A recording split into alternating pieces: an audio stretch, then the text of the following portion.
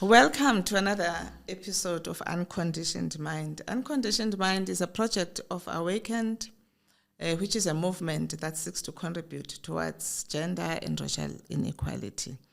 And today we're dealing with the big subject of healing, anxiety, depression, all those things that we don't understand in terms of our mental health. But the actual topic today is around dealing with the egoic self, that fragmented self that comes from trauma. And this was inspired by my book, Awakened to My True Self, where I share candidly about my own challenges with mental health and how I undertook my own journey of healing. Maybe let's start by introducing our guests. I have two wonderful people today who are going to be sharing on this difficult subject, Hayley Rolando and Phethile Zita, who are psychologists. Maybe you can start by introducing yourself. We'll start with you, Phethile. Hi, everybody. Thank you for the opportunity to be here and think together on these difficult topics. Phethile, I'm a clinical psychologist by training. And I do work with a group of young people together in Haley in Dobsonville, where we are thinking about how we heal and heal together. That's who I am. Hayley?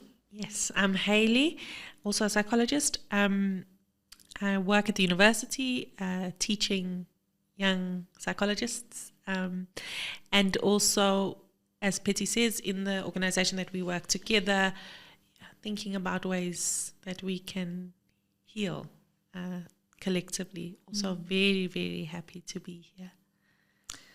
Thank you. We've had part one of this topic. Maybe we can start by, just recapping for those listeners who may have missed part one. We're talking about, if you can just educate us on mental health broadly, trauma, what is all of that? Phethile? Sure. I think last episode we, I guess, talked about trauma as something that happens in relationships, I guess, as a break or a disruption, a rupture that happens and leaves us feeling unsafe.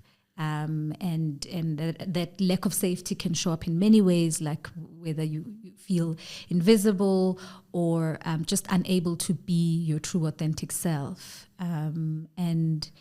And mental illness is perhaps one of the manifestations of that trauma showing up in some of these diagnoses that we might get. If I remember, I think from last time we were talking about the importance of doing that work on yourself, like validating for yourself that what had happened was painful and it was wounding. Even when there is no validation externally. But that just you owning that is the first step in doing that healing work. And just the importance of what it means when we heal individually and the impact we have then on people around us. Yeah, thank you.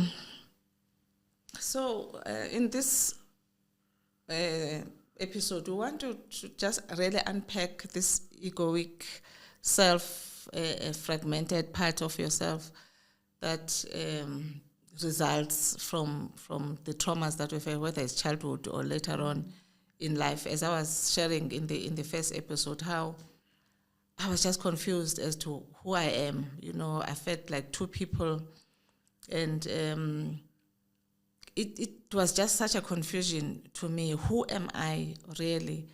There's this destructive part of myself that self-sabotages myself. And then there's this, part of myself that functions normally, is wise, is courageous, and all of that. So how is this egoic self formed? That's a good question, and I'm sure there's many ways in which we can think about that. There's some arguments that is there really a true self, and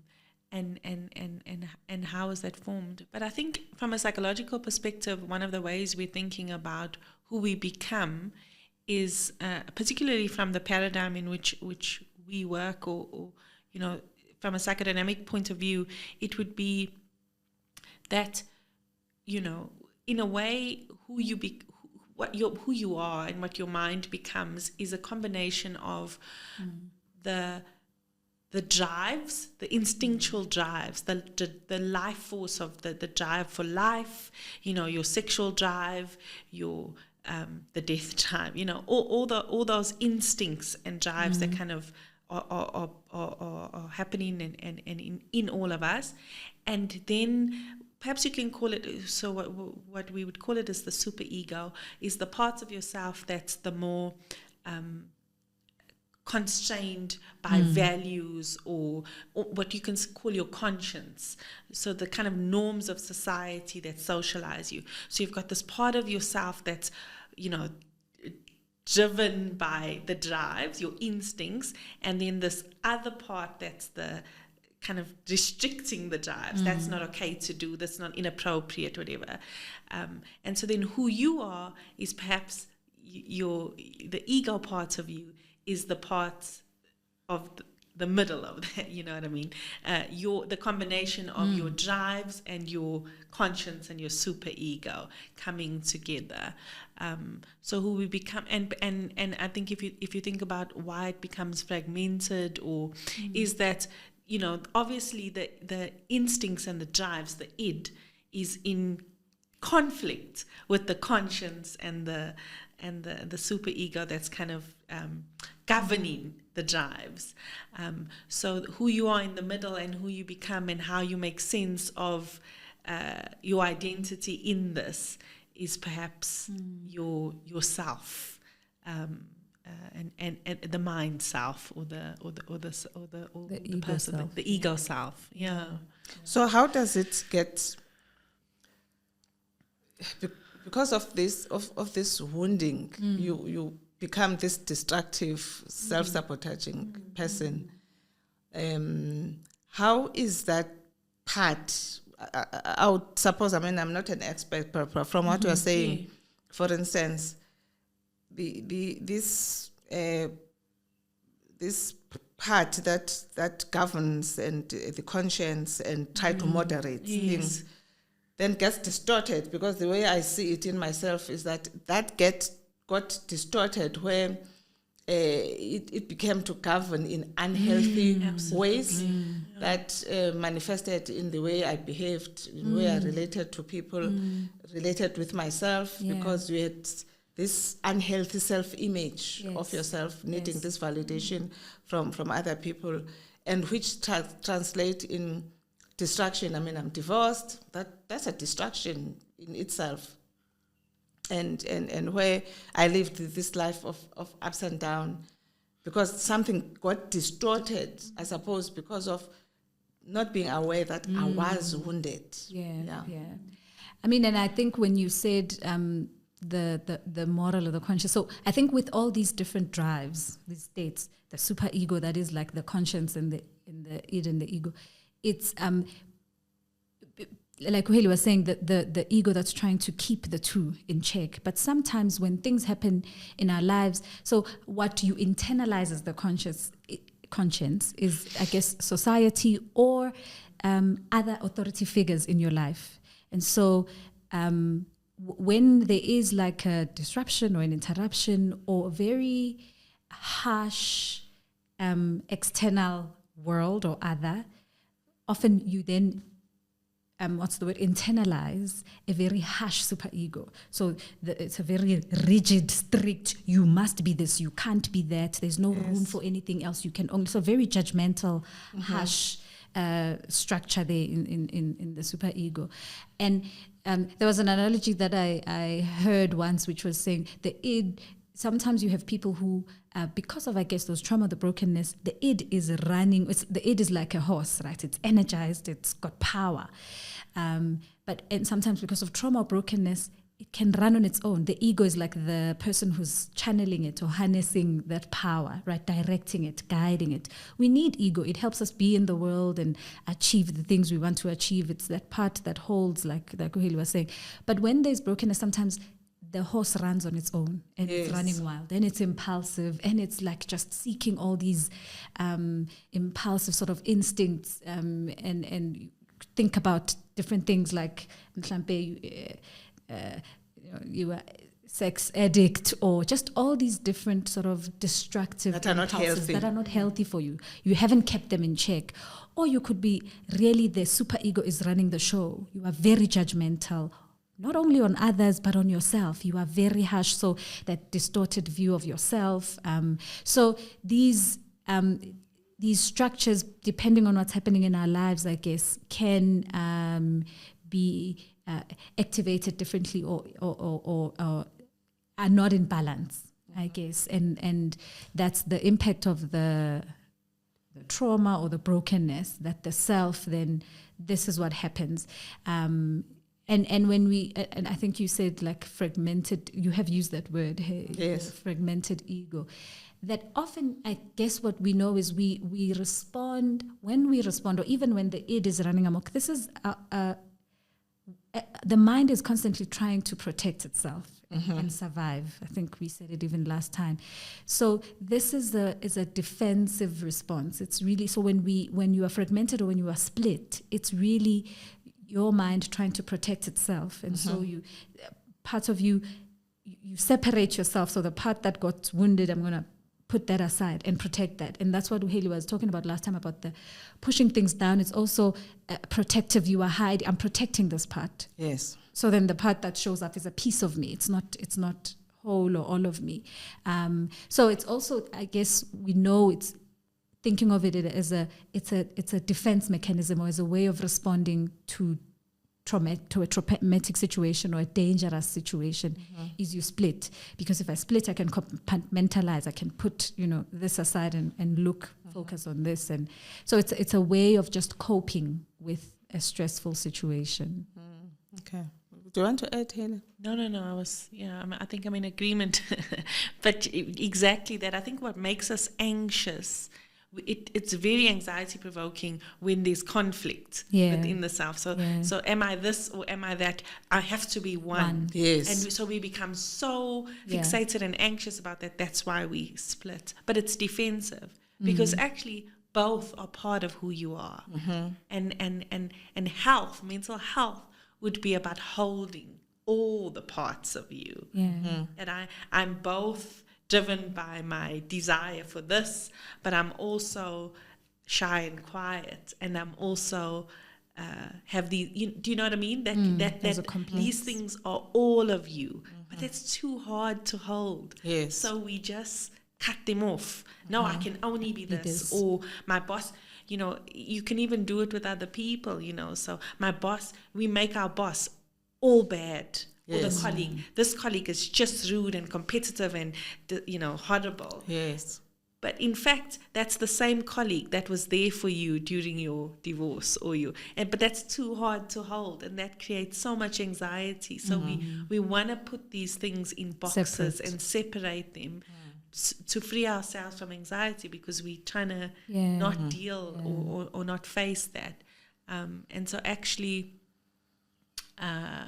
that the fragmenting is a way of the mind protecting itself from facing the pain, the triggers, the anxieties, the traumas. So we split it off. Nice. This fits in here, this fits in there. And actually life's not like that. People are not like that. They're not just one thing. So, but we have to deal with these things, on a sort of daily basis. And what I noticed with myself, for instance, that you then have this fragmented sense of self, right? And you are trying to make sense of who you are. So from the wounding, for instance, you develop this rejection. I felt that people don't like me. And then you see yourself as not worthy of love, not worthy of success, which is why I would end up self-sabotaging. Whenever I would do something big that is successful, I would self-sabotage and destroy that. And then you have to start from scratch. And you just feel small, you're always feeling small in spite of all your achievements. Yeah, but it's deep never down, enough. there is this sense of feeling unworthy, feeling small. And but at the same time, you are not that. You know that you are not small. But in your mind, you are struggling with it. this sense of self that is not healthy, this self-image that is not healthy. Help us with navigate that. Sure. Because I'm going to come back and say, okay, how do we integrate then all of these parts? Yeah. But let's just unpack it more. As you were talking, I think what came up for me is when we do that, when we fragment, often there's like shame and hiding, right? So I fragment, and if I can't reconcile that I am this and that, I want to hide the part that is causing trouble, right? And when we hide, it's what also came up in the last episode. There's the shame and the secrecy, and so you stay forever in bits, right? Because I must hide it from everybody. I must keep it hidden and secret.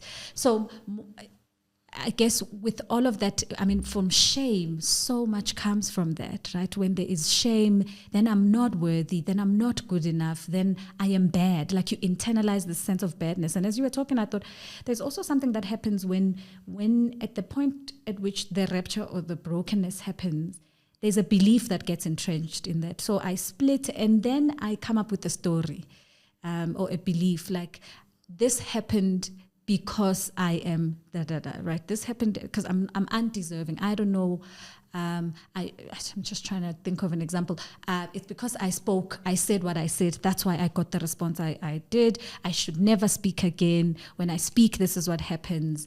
And so I need to keep that part of me that is vocal, that thinks, that has ideas and thoughts. So I become the one who doesn't have ideas or thoughts of my own, because that's dangerous, right? I hide that. But there's a story behind why I keep doing the things that I'm doing. So if I'm self-sabotaging, there's a belief behind that. There's a story that you tell yourself, and so then you self-sabotage because I believe this particular thing about myself, and so I can't have anything else. I must not be successful. I can't be successful, right? For whatever reason.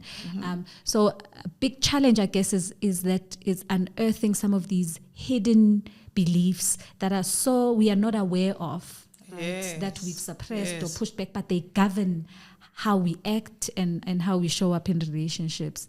So I don't know. I think that helps in terms of thinking about why we would act and respond the way we respond. It's because there's a belief that we're holding in mind, and that happened early on when that sort of brokenness happened, or that trauma happened. The trauma happened. Yeah. And this, talk about belief, and beliefs are so strong. They really direct everything, and I find that we're always, dealing with the symptoms, the manifestations of this thing, and we don't realize that at the core of it is this core belief, because when I was trying to unpack this childhood trauma and these behaviors, I realized that always we are dealing with actually in my book, make an example of a tree, where I realized that, there are roots to the tree, there's a stem, and there are leaves and branches. And we're always, because the branches are the ones that are visible, so I'm dealing with, I have a problem of anger, or I have a problem of unhealthy relationships, or whatever. And you wonder why, you can even go to therapy, and if you fixated on the branches and the leaves, you don't understand that there is this core belief of your unworthiness and smallness that came from the trauma that is held together by this shame and these things that you're talking about. And until you crack this the ground, the root of it all. Because I remember when I healed of the childhood trauma, I was in my 60s, and I started, doing exercises around self-love, and I would affirm myself with these statements about who I truly am, because I'm trying to deal with this unhealthy self-image that I have of myself. And that child just came through as hurt as if the trauma happened yesterday. Yeah. And I didn't know what was happening. So this internal voice was saying, but your mother never loved you, sort of contradicting this thing that I love myself, and you're never her favorite. And I had the presence of mind to sort of, engage with her and talk through this, to say, no, my mother did love me. She just didn't understand my personality and things like that. You could actually feel that wound dissolve within myself. And fortunately, I found a video that was talking about a wounded inner child. I'd never heard of that. So this whole thing that this wound is there and it's manifesting, constantly in the experiences that I have in life. Just maybe explain to me, what was that? What was that experience of this child coming through? Because I'd always known, when I had that thing of a wounded inner child, I could recognize her. She was always there. I always was saying to myself when I looked at my behavior, but I'm not 7 years old, I'm not 11. I used to constantly say that to myself because the behavior was that of a child, not the mature self that I know, or the reaction was not that of a mature older person. I knew that child had been there with me all along. Sure. Yeah, I mean, I think it's exactly that. As you said that, I thought it's like it was painful, but what a glorious moment, I guess, because it became so obvious. Yes. It became so obvious, and it allowed you to go there, right? But maybe you can repeat your question for me again, Mam Nonku, that your question is what was that about? Is that what you're asking? Yes. What was that about? Yes. Because maybe someone else may experience the same thing and not know what that is about. I mean, and I guess that inner child, like you're saying, was always there, just showing up subtly. So what is this inner child that is formed? Yeah. Yeah. I mean, I don't know if I'm going to sort of go at it in terms of, I mean, and maybe there's many ways, I guess, of also understanding it. But what comes to my mind is, we started off as babies, right? So there is a baby experience that you have, that you've internalized. That is still part of you. That's you, right? And there's a childhood experience, there's a teenage experience, there's an adult. Right through all of that is you. So, and sometimes we would often say, I think in therapy, that there was like an arrested development, or when a wounding happened at a particular age period, right? That there was like a stuckness at that point. And that comes through every time when you have a life experience that sort of triggers that or mirrors like that particular challenge. I guess if the wounding is at trusting and connecting with people, that comes out in your relationships, right? That wound, that inner child, or where that moment of rapture happened. So I mean, I think it's that you have all those parts of you, and the inner child, or the child wound is, I guess, it's almost talking of a moment or a time where that wounding happened, right? Yes. Where you could identify, like you said, when that child came up, that was you. That was your experience. It wasn't someone else. It wasn't a spirit that came to you to do. It was your experience. That's an experience you've had that perhaps for a long time you hadn't really taken the time to tend to those wounds, to go back to, and actually sort of say, sure, 10-year-old Nonku, that was really tough. that shouldn't have happened. Yes. That was, and often that wound or that experience stays like that because there wasn't an adult or anyone to help us make sense of it and process it and heal from it, and an external other to witness with us. And it's almost as if when that child shows up now, there's the adult you is called to do that work. Oh, right? at that point. At that point, right? So what they call reparenting yourself.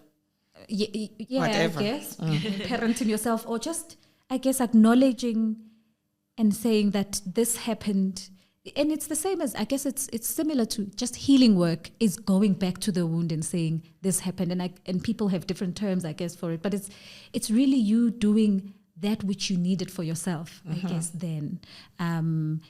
And it's interesting, I always find it fascinating when those moments come up, like when the inner child shows up, or when it becomes so strong that you can't hide from it, right? Because there's something also, I guess, there, I wonder if it's about you are at a place where you can. You could, at that time. You could do that. Okay. And so the mind is ready now for to You deal can with that do wound. it. Before, perhaps it would not have been possible, and maybe that's why it didn't show up so strongly. But you could do that for yourself because you were at the point where you can. Okay, all right. Okay, yeah. okay.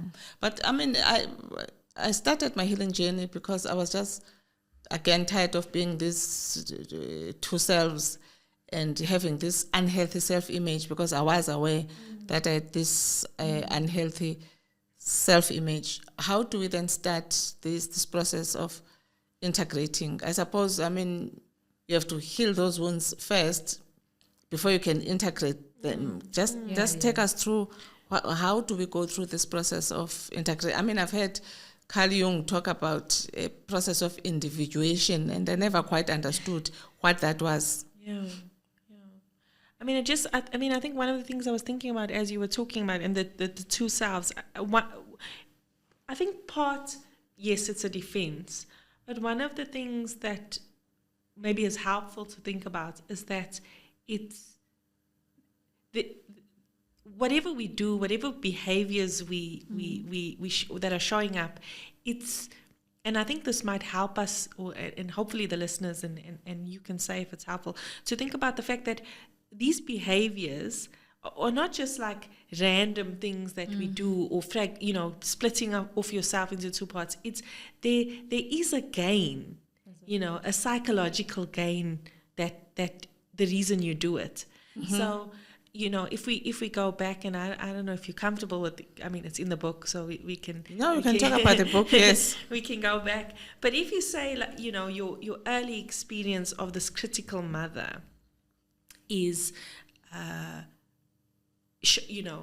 is there. And so what you learn early on, or like Betty says, that early wound, one of the places of rupture, is that you realize who I am is not valued.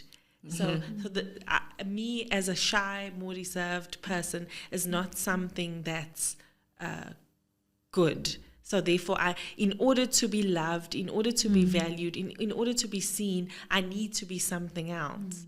So in that instance, you can think of the fragmented self there's a psychological gain, because you have, this is who I am and this is what I feel comfortable with.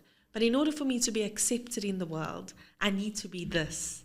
So you're not fragmenting because just for just. It's there's a need for that, because what your mind told you is that if I am who I am, people are not gonna love me. So I've got to be someone else. Okay. And so I think it's about trying to think, even in those moments, is what's the gain? What was the gain back then? And then, I think something we didn't speak a lot about last time, which I think is really important, is part of mental illness, part of being not well mentally, is about not being in reality, right? Because when we operating and moving out of a place that's not well, we're not in reality. We operating out of our pain, which is what you said even in that moment. I know that I'm loved and whatever, and then this voice comes and brings this false narrative of actually that you're not loved or whatever. So part of being healthy is about being in reality. And that's what you were able to do in that moment. You were able to say to your 6-year-old, 7-year-old self, I don't know how old you were in that moment, but as a grown-up, successful woman, of course I'm lovable. You know what I mean? Yes. You felt like that. And because of the experience of having the critical mother, you had this experience that told you a lie that you're not lovable. And then that kind of clouded your reality. And so you were living and moving in the world in a way that wasn't in reality. So everything you experience, in order for me to be loved, I've got to separate from who I really am and be this other person. And in that moment, you were able to bring your little self into reality. No, that doesn't make you unlovable. And that was about mum's pain or, in that moment. So I don't know if I've answered the question. Yes. Maybe you can add around how do we then integrate these different parts of ourselves? Yeah. I mean, I think What do you have to add? it's that. It's the awareness of holding, I guess, where this fragmentation happened and just the no judgment for it. I think that's the biggest, hardest thing, is often we then judge the way we are because of those wounds, right? So, even sometimes when we use that phrase self-sabotage, it's with such judgment, I think, and not understanding or seeing that actually I was doing that because I thought that's for survival. I needed to do that to protect myself and to connect with people. I can't be too big and be so, have these great ideas because then I lose connection. So I think the first part is like release the judgment that this was necessary for me to survive. The challenge that you're seeing now is that I'm using it everywhere, even when there's no need to survive. Exactly. I'm just using it indiscriminately now. And so I think the first part is like an awareness of where this comes from, losing judgment. Like I needed to do that for survival. And then, like we've been saying, lean into it. It is only when we can really sit and acknowledge, tend to the wound, that it heals. Right? It's not putting a plaster, but sometimes it requires opening that wound up and cleaning. And that's painful. Cleaning the wound is painful in the moment. It feels like it's not helping, but that's when healing happens. It's constantly tending to that wound. So it's really lean into it, and as we do that, you're able to then even have sympathy for yourself and see that that is me. That was okay. You're able to challenge some of those beliefs that you took on. Like, no, that's not true. Yes. This is and then replace those with much more healthier, more realistic, more real sort of stories or beliefs, thoughts, rather than those irrational patterns. Okay. But is it even possible then to being a whole person, an integrated person, what I suppose would say an authentic self, where you are moving from this healthy place now, no longer, splitting up, and how do we know, for instance, that we are now healed and we find our authentic self? I mean, I think it's an ongoing journey. It's a lifelong process, right? It's not that I've healed and now I can move in the world healed. Life happens, and as much as we're aware of our childhood traumas and difficulties, things will show up. And it's about just as Petty says, leaning into it and being open to do the work constantly. I mean, that doesn't sound very hopeful, does it? But it is a lifelong journey, and I think the the beauty of what you said earlier was, at 60. I just think that's so beautiful. I did the work. That it's never too late, to start facing ourselves, because and just looking at all that we are and the hurts that we carry, and starting to interrogate. So I have to say that That's just beautiful.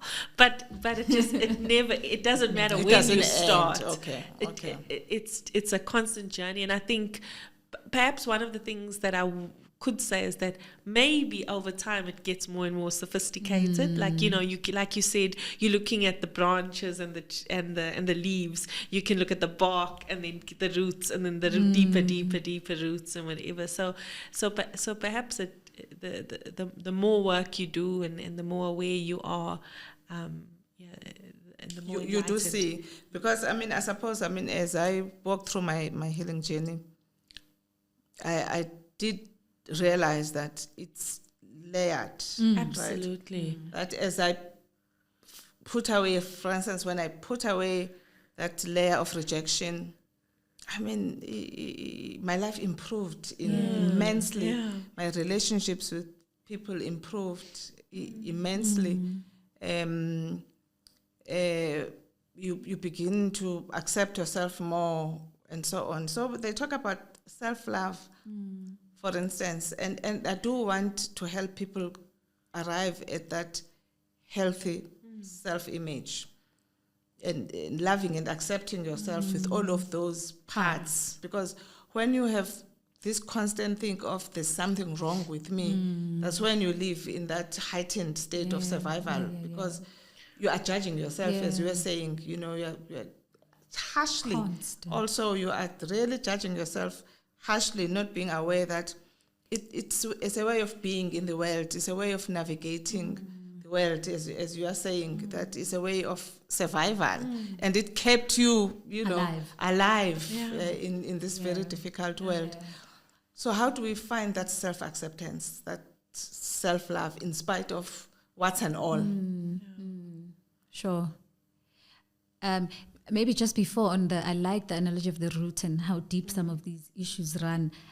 The thought that came to my mind when you were asking how long can you ever be whole was, sometimes roots, even when you remove a tree, you remove even the roots, but you'll find there was a root somewhere else at another level, that sometimes, you've dealt with it, but there's perhaps the work, like Haley was saying, gets better or easier because maybe the roots don't go so deep. There's a shallow root somewhere else that shows up where you think you've worked on That's it. why we always think, I thought I dealt with Yes. this. There's one day. I thought I dealt with this. Why is it coming up again? And the nice thing I think of doing the work is you are quicker to pick it up, unlike before. Yes, yes. So the response time is shorter. Shorter, yes. You don't let it really entrench deep. But I think, so I guess in a similar way, self-love perhaps is about going deep. And I think the work of therapy or self-work modalities that are like that, where it's about sort of doing inner work, because therapy is not the only space.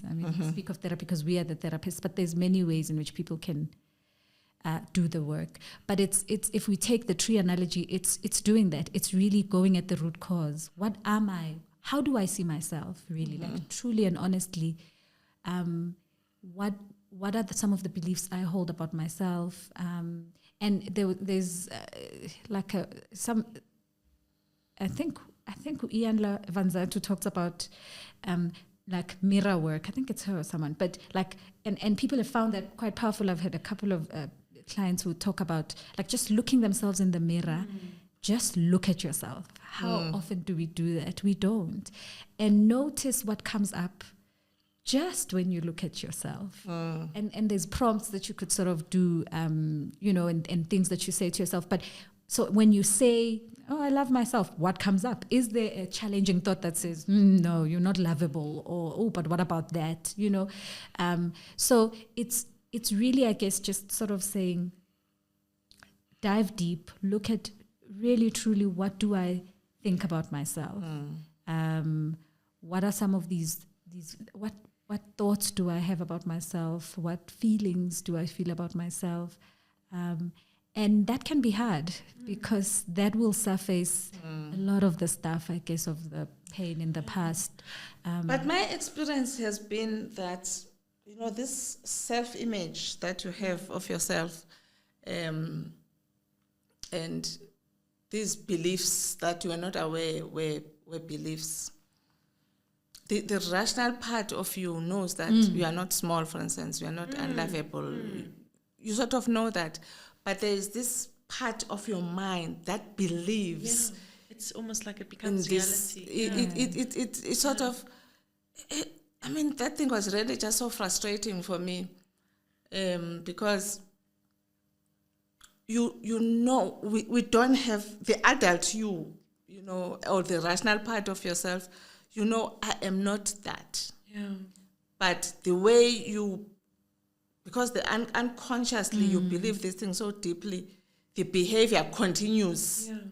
You know, It flows from that. Yeah. it flows from those deep beliefs that you are not aware of, and so this unhealthy self-image just really just continues because of those unconscious parts. I suppose that's when we have to go to therapy to sort of Access those unconscious parts, deal with them, and deal with really them. sit with them.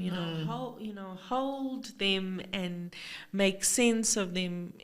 Truly, truly, truly. Because I think one of the things about self-love is, can you really truly love something you don't understand and don't know? The love grows and deepens when you have a true understanding, because when you have a true understanding, you can be empathetic towards it. Yes. Because it's not to say that to love yourself means you're okay with you know that you can't see the negatives, you know what I mean, or you can't see the places that need growth, but just to be able to just be kind to yourself. That's a struggle for me, but I have a sense of where that comes from. And, so loving yourself, I think, is almost synonymous with knowing yourself. And can you knowing yourself? I love that. Truly know yourself if you're not knowing the Those parts parts of yourself that we're hiding, that are so shameful or so hard to face. And like Pity says, perhaps looking in the mirror is about, can I face the fragments or the parts of myself, like you call them, that are not so pretty, that are not so nice. And when we can do that, I think we can come to a place of self-acceptance and self-love. That, I mean, is a process. But, But I mean, we live, as we say, in a stressful environment, and because of this unconscious limiting beliefs that we have about ourselves, we then create this depression and anxiety. Because when you are worried about yourself, thinking that there's something wrong with yourself or with your life, we then develop these depressions and these anxieties. And I see a lot of people in corporate South Africa living with depression and living with anxiety. And now you have another battle besides the wounding. Because I really believe that once you open the wound, you are able to heal the wound. But then you have another struggle of anxiety and depression that was born out of these wounds. Yeah. And they become a sickness now that you are dealing with. You may have healed the wound, but then this struggle now with anxiety getting triggered here and there, and this anxiety coming back like, I thought I dealt with anxiety, now it's back full force. These are the things that I've struggled with. Let's share some of the modalities that are out there that people can use to work on. To work on. Yeah. You've shared about how you heal the wounding, and I've experienced it myself, that I don't feel like a wounded person any longer, Yeah. But then out of those wounds, there are all these other symptoms now that come through. Yes, I don't know. I don't know if people are going to like this, but I'm going to say it, and I'm interrupting you, Petty, but I'll just say it, and then you can give some modalities. But one of the things I was thinking when you were saying that is that part of the process, or part of the healing, is to welcome those instances. Yeah. That to see the moments of anxiety and low mood as a message. Yeah. it's a message to you, Hayley, you're not fine. Something's off. Something's not fine, and hear it. Do you know that? But the tendency of us is just to run. Oh, I'm low. I must get away from this. But actually, it's the mind's. It's a beautiful way of the mind telling you, ding, ding, ding, ding, ding. Something ding, is wrong. Something's not okay. Tend to it. So, and I wonder if like you say, you've aware of the trauma, the childhood stuff, but these moments of lowness or depression or moments of anxiety come. It's just an opportunity for you to go in again. Not a sign that you're regressing. Sure. It's just a moment to say, actually, listen, things are happening. Perhaps it's a sign that you're not so you're not being so kind to yourself. You're working too hard, or I think we don't realize how the everyday things of I would love to do some research on corporate South Africa post-COVID. Yes, that actually something about that time was so hard for people, but I think as South Africans we're so resilient. I'm going to use it like that because I don't know that word, is so problematic, but that we just keep bouncing back. And what has that done, to people, to be in such a stressful time and to still just keep going and keep businesses going and keep keep boardrooms open. At what cost? And so when the anxiety comes and when the low mood comes, to see that not as a failure, but as a message to look inwards and to try and figure. I don't know if I'm just taking. So like as an invitation. Yeah. An invitation to. Yeah. No, I like that. And I think just in terms of then your question, about the modalities, that sometimes, so even as we're saying, it can be an invitation to, it's alerting you to something is off, something is not aligned, something is misaligned. Sometimes it's not even about, it's not only just about something that has historical basis, but something is happening right now here in this moment that is not aligning with me. So take it as a signal. But sometimes, like you were saying, some of these symptoms, some of these fruits can be so debilitating. Yes. So that's also important to note that sometimes, you could just be struggling with panic attacks that are so intense that there may be a need for a different kind of intervention first that sort of helps you pull you together. So, I think Hayley was right about often, and sometimes the challenge with the mental health being such and the rise and gaining so much sort of attention is, I think, the psychiatrization that's happening, where we just want to medicate everything and everything has a diagnosis. Even normal responses to unhealthy situations, we pathologize them or want to medicate them. So that feels more like a running, and we don't want to lean into it and see this as a message, but we just want to, because sometimes medication can be used as that, to just suppress, right? So I think it's differentiating between that it's important that we don't fall into that, but that acknowledge also that sometimes some of these symptoms can be debilitating.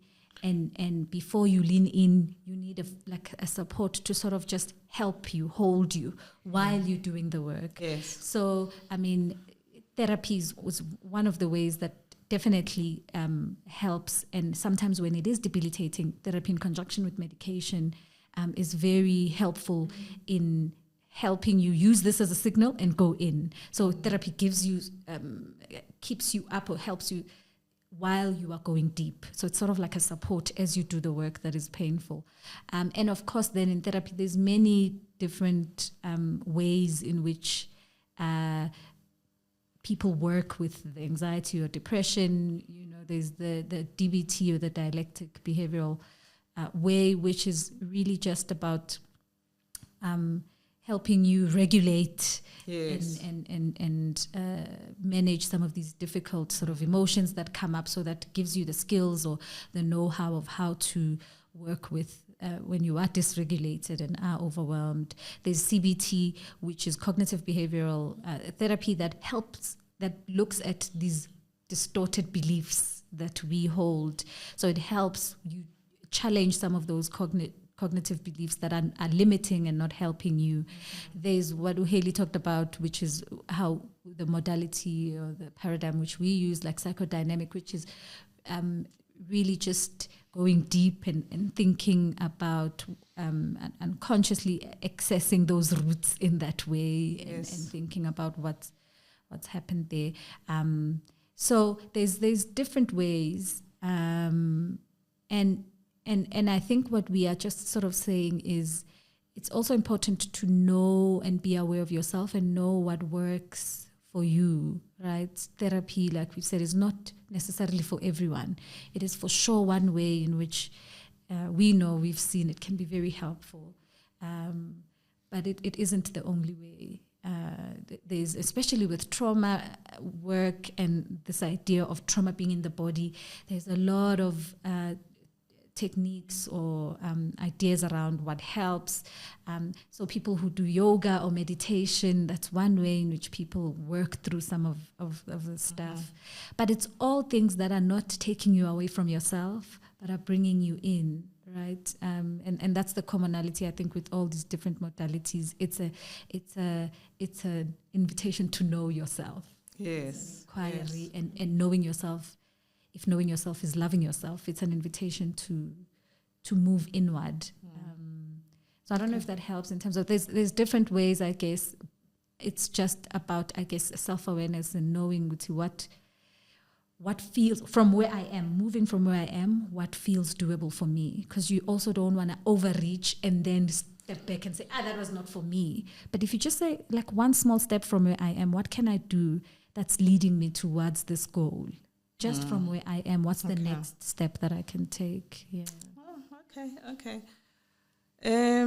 Maybe you can reflect on your notes and things like that. What have we not brought out in this discussion? I don't want to leave anything unsaid that needed to be said.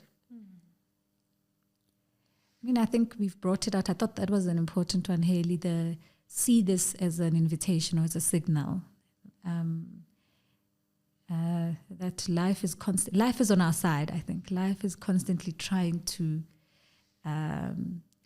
grow us, move us into wholeness and all of that. So when things happen, it's an opportunity all the time. Relationships are opportunities or spaces where we can see ourselves, know ourselves, and not just romantic relationships, parent-child relationship, work colleagues. So actually the people who upset us the most and really give us grief, we should thank them, because that's a gift, right? That's like an opportunity. You've highlighted something in me that still is a hook or is a trigger. So thank you for that. Let me go work on that. So instead of fighting them, we should actually thank them. But I guess I think for me, that's what sort of is coming up and has been so big is relationships are spaces where, firstly, even early on, we are born into relationships. That's where yourself is born. It's also where healing happens. We can never heal alone. So it's like Hayley said, it's probably not what we want to hear, but the very people in your lives are your saviors in some ways. We should thank those teachers who force us to deal with these things. But they say that anxiety, you never heal from anxiety. Is that true, that we can never heal from anxiety? Can we ever find freedom? I mean, for me, this whole thing is about finding freedom. Even, this freedom of accepting yourself as you are, those parts of yourself that have been criticized, accepting them. I'm not saying let's not grow and deal with, unhealthy behavior within ourselves, but we want to come to a place of freedom, just freedom to be myself. In this society where we're never allowed to be ourselves. I mean, even in corporate, there's a corporate culture that you have to fit into as a woman. there's a stereotype of a woman that we have to fit into as a black person and so on. We're always constantly, living in societies that do not allow us to find that freedom to be ourselves.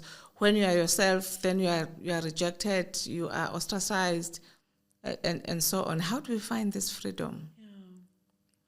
I mean, again, I think it's when you find the answer, tell me. But I think it's a lifelong journey, and I think it's so powerful what you've said now. And that's why this is lifelong, is because life's constantly coming at us, and as much as it's there to heal us and to teach us, it can be really, really painful. But I think one of and freedom looks different to everyone. Yes. But I think for me, freedom is the kind of accepting that being okay with not being okay is a freedom. That it doesn't have to be all figured out all the time, and being okay with the unknown, and being okay in the messiness, and just an acknowledgement that, and I say this to people all the time, is that this too shall pass. This experience that you're in now will pass, and you'll still be okay. But I think just the freedom in knowing that, or just being okay with not being okay. And to the question, can we ever overcome anxiety? I think for me, I want to rather think about it as being not ever getting rid of it, because it's a signpost, right? The anxiety comes with a message to look inwards. And if I have to be rid of it, then where's my message is going to come from? Then I'm going to be moving in the world so blind and so living so unconsciously and unaware. So if I have to remove the anxiety, then I remove my message. So perhaps it's not about removing it, but about developing a healthier relationship with it. Yeah. That the anxiety mustn't destroy me, mustn't Yes. debilitate me, Yes. but it must energize me, and it must help me to heal, and it must help me to restore relationships. So to not look at it as, I think the freedom is in not seeing it as the enemy, Okay. but befriending it. I mean, Okay. it's kind of a book that I've been reading about. Okay. Yeah. But you are writing a book on befriending the enemy. Yeah. I mean, I agree, and I think so. For me, I think it starts with like just small. If freedom is welcoming and accepting what is, if you can create that, perhaps you can't do that at work, but is there a space where that is possible? And if you grow those spaces, that there's more of those spaces than those that are limiting. That I think that is the goal. That create those pockets where you do feel you can be. That is possible. I agree with that, because I found that, as you heal and you look at your relationships, you can identify those aspects, even in family relationships that are not healthy, for instance, and you sort of change, and people don't understand. You used to be the one who's dependable, taking care of everybody.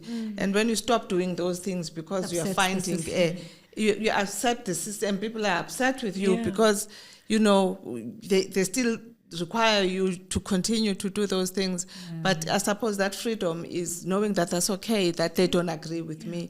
They don't, they are upset with me, living with that, knowing that it is okay. We can never finish this subject. Yeah.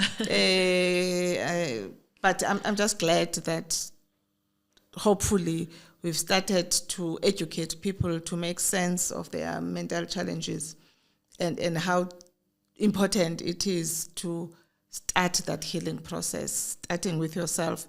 You can't expect, to have a healthy marriage when you expect your partner to change. You can't have a healthy relationship with your boss when you're just looking to your boss to change instead of starting with yourself. How do I start with myself to heal my relationship with my partner or my boss or my child or anything like that? Thank you very much, ladies. Yeah. Thank This has been a very insightful session For me personally, I think. I mean, can I just say to your point about your family and people around you kind of being uncomfortable? You know, that poem, what's her name, Miriam, the poem that Nelson Mandela quoted, right at the end of the poem, she says, as you are liberated from your own fears, you unconsciously give others permission to do the same. So even as they are uncomfortable and frustrated by this new you on some level, it gives them permission to do the work for themselves. Do you know what I mean? Yes. Yeah, that's good. That's good.